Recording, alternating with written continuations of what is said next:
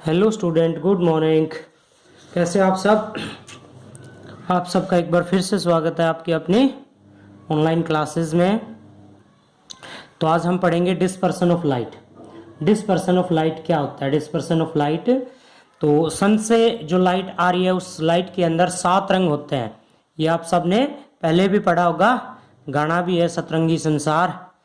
तो आपका सतरंगी संसार, या ये कहें कि आपका जो वाइट लाइट है, सन से आने वाली वाइट लाइट, उसके अंदर 7 कलर्स होते हैं।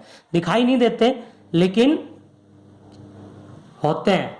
दिखाई भी कब देते हैं? जैसे आपने देखा होगा आसमान में इंद्रधनुष, रेनबो, और प्रिज्म में से पास होती है लाइट, तब भी लाइट डिस्पर्स होती है। तो क्या होता है? The splitting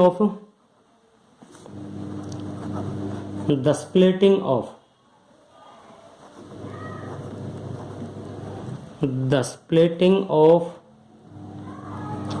light into its component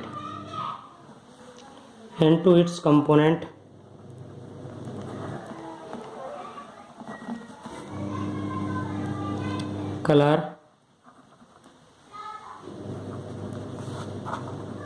is called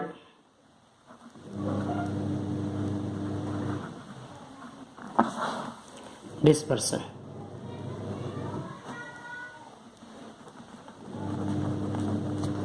क्या कहते हैं इसको? Dispersion of light.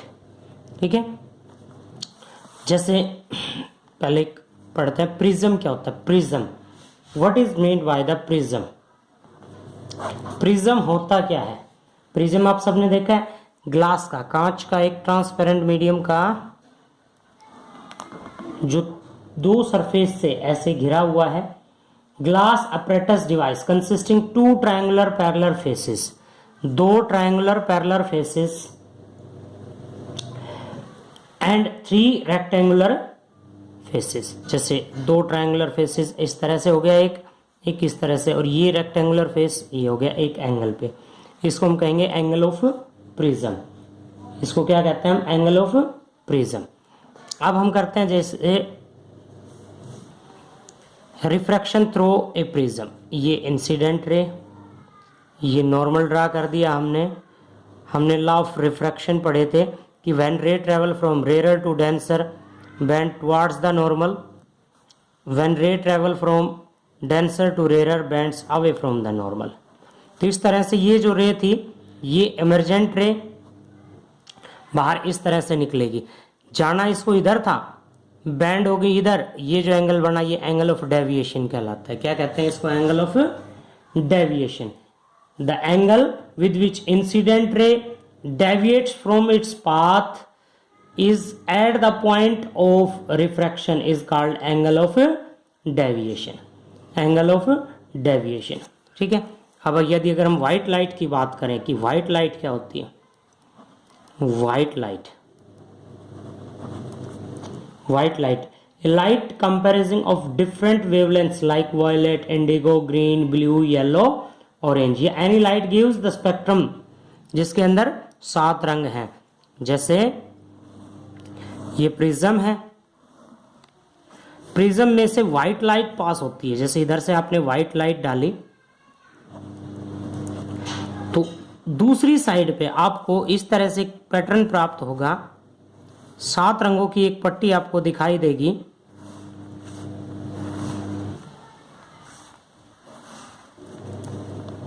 VIBGYOR, VIBGYOR,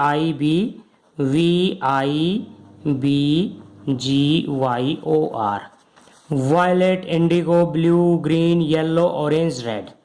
तो सबसे नीचे वायलेट कलर और सबसे ऊपर रेड कलर। किसके अकॉर्डिंग होता है? ये होता है उनकी वेवलेंथ के according. Red colour have greatest wavelength. Red colour की वेवलेंथ सबसे ज्यादा होती है तो सबसे कम डेविएट होता है।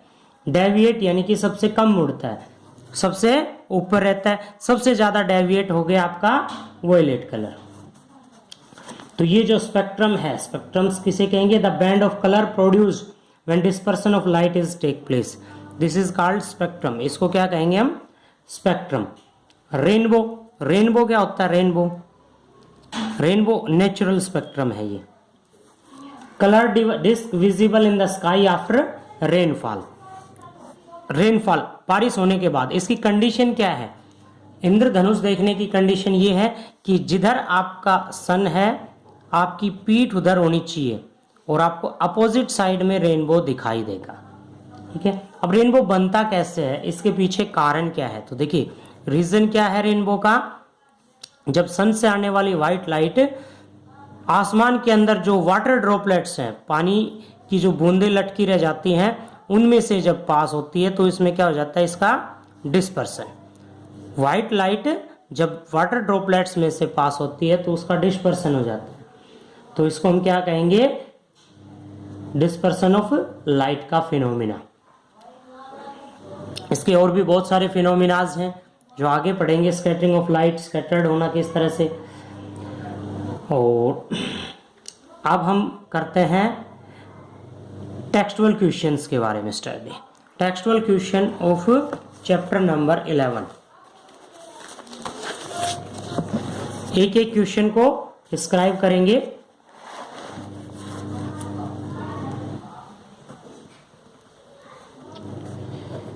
टेक्सचुअल क्वेश्चन, कुछ टॉपिक और रह गए इस पे, उनको अगले वीडियो के अंदर डिस्क्राइब करेंगे। जैसे टिंडल इफेक्ट क्या होता है, इसको अगले वीडियो के अंदर डिस्क्राइब करेंगे। और स्कैटरिंग ऑफ लाइट, ये अगले वीडियो के अंदर डिस्क्राइब करेंगे। तो इसके लिए आप अपने इस YouTube चैनल को ज़्यादा से ज़्यादा सब्सक्राइब करने की कोशिश करें, अपने साथियों को दिखाएं कि बिल्कुल ही अपनी भाषा के अंदर, अपनी लैंग्वेज में सिंपल तरीके से हम किस तरह से क्वेश्चंस को सॉल्व करते हैं। तो टेक्सचुअल क्वेश्चन में सबसे पहले आता है what is meant by the power of accommodation. First question है what is meant by the power of accommodation. What is meant by power of accommodation, power of accommodation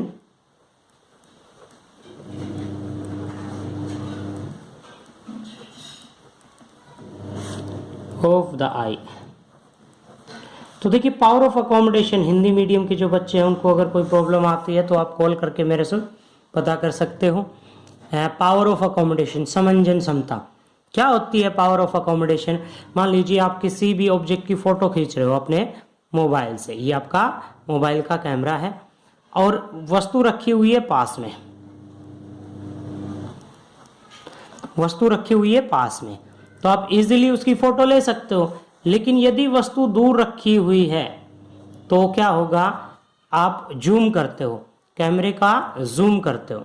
ठीक है, दूर की फोटो खींचने के लिए कैमरे को जूम करने की आवश्यकता होती है, लेकिन आंख के अंदर ऐसा नहीं होता। हम नजदीक की वस्तु को भी देख सकते हैं और ऑटोमेटिकली आप दूर की वस्तु को भी देख सकते हो। क्या आपको लेंस, आंख का लेंस सेट करने की आवश्यकता होती है? नहीं। आंख की ये जो पावर है फोकस सेट करने की, फोकल लेंथ को सेट करने की, ये पावर क्या कहलाती है? Power of accommodation. Ability of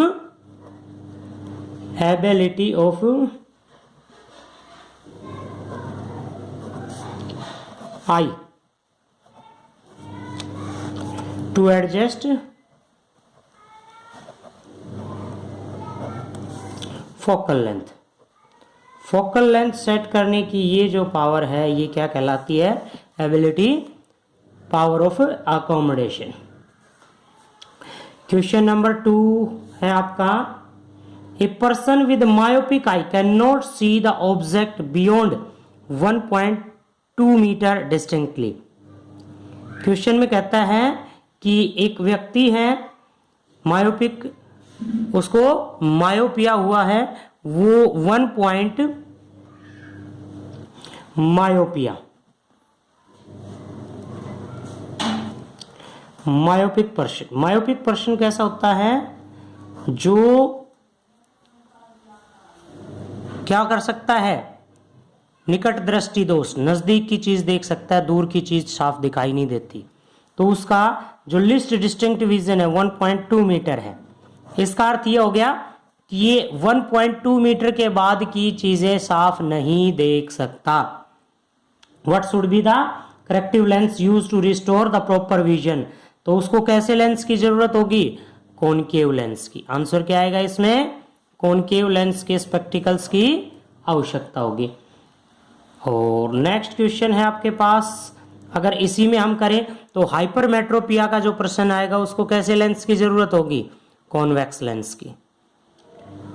next question है what is the far point and near point of human I. Far point तो है इन्फिनिटी, फार पॉइंट तो क्या आएगा आपका इन्फिनिटी, और नियर पॉइंट क्या आएगा 25 सेंटीमीटर। फार पॉइंट इन्फिनिटी और नियर पॉइंट 25 सेंटीमीटर, ये आपको याद रखना है। Question number 4, student has difficulty reading the black board while sitting in the last रो।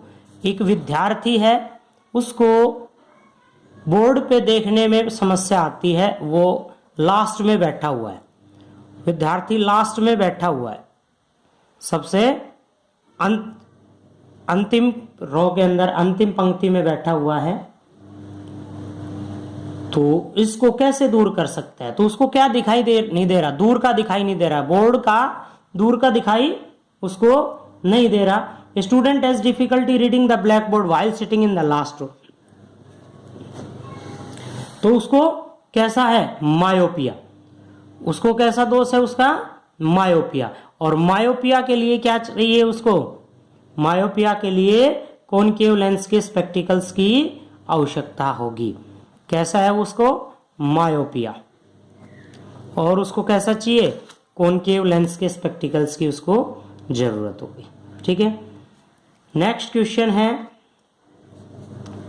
आपका, the human eye can focus object at different distance by adjust the focal length of eye lens. This is due to किसके कारण, जो first question हमने पढ़ा था, क्या कहता है, human eye can focus object at different distance. Human आई अलग अलग दूरी पर रखे हुए ऑब्जेक्ट को फोकस कर सकती है by adjusting the focal length of eye lens. तो ये पावर क्या कहलाएगी, power of accommodation. Question number 5 का आंसर क्या आएगा, power of accommodation.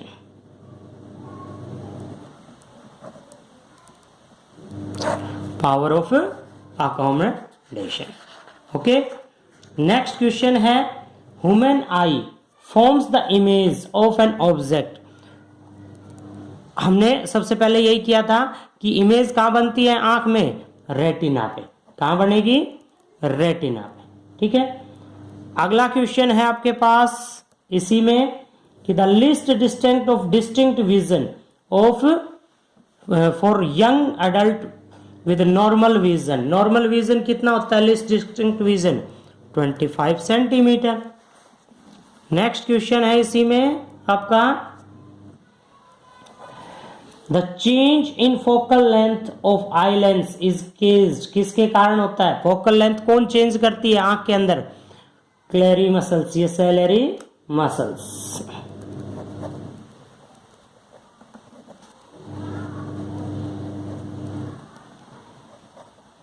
Okay, next question आप देखिए,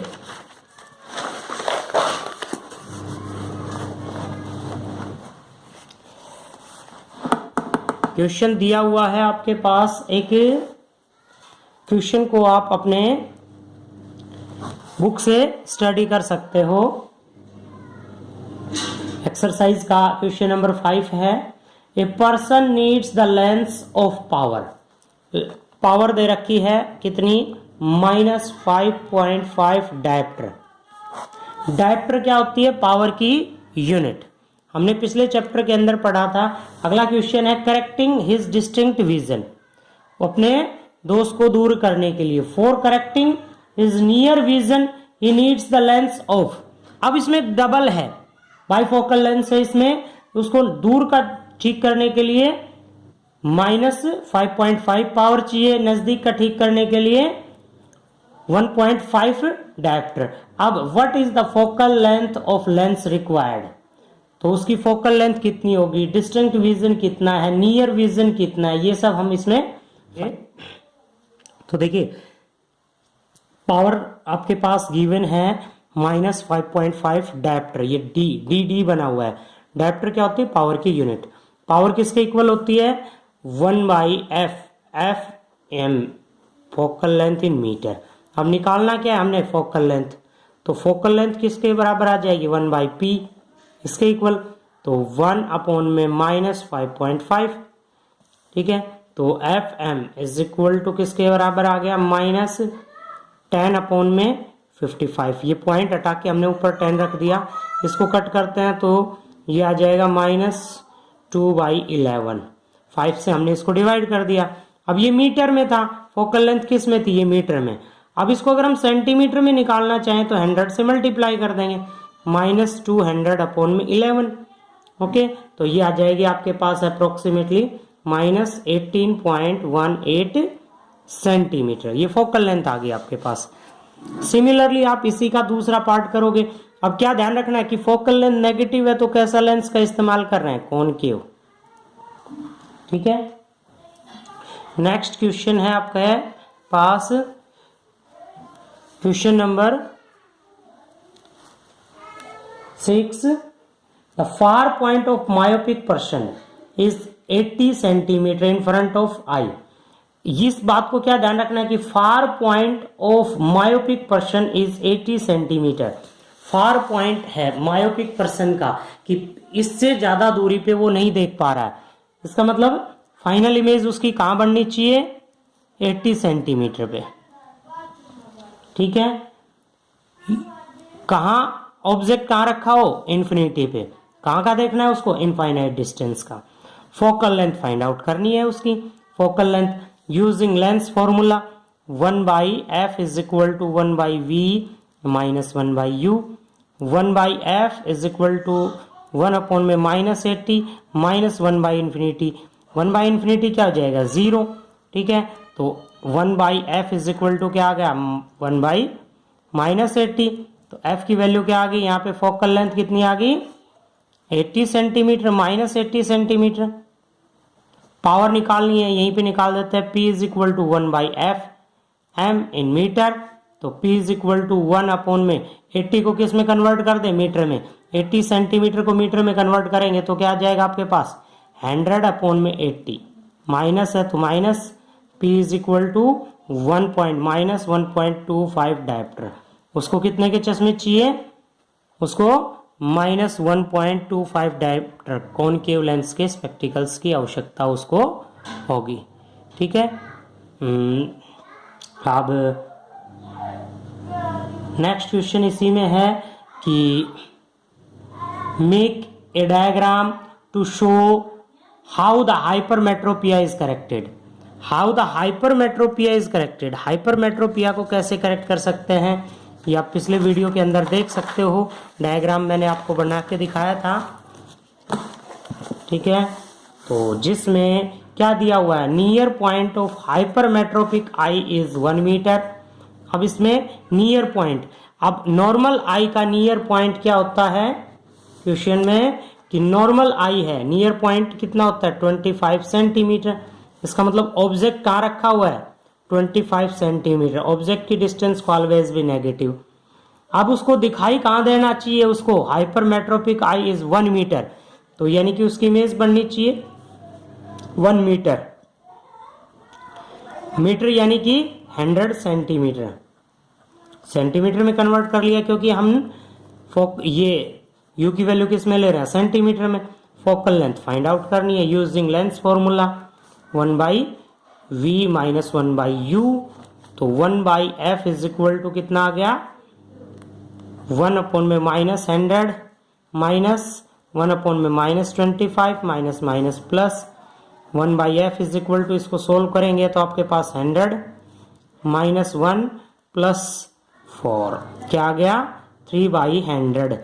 इसको मतलब ये हो गया फोकल लेंथ कितनी आ गई आपके पास, 33.3 100 का रेसिप्रोकल इतने सेंटीमीटर। अगर मीटर में कन्वर्ट करते हैं तो फोकल लेंथ कितनी आ जाएगी आपके पास 0.333 मीटर। ये 0.2 डिजिट आगे आ जाएगा, ये मीटर में था, ये सेंटीमीटर में। पावर निकालनी है 1/f इन मीटर। ये आपके पास सेंटीमीटर में था और ये आगे मीटर में, यानी कि 1 में आपके पास 0.33 डायप्टर ये आ गया। कैसे लेंस के चश्मे चाहिए? पॉजिटिव पावर यानी कि कॉन्वेक्स लेंस। ओके।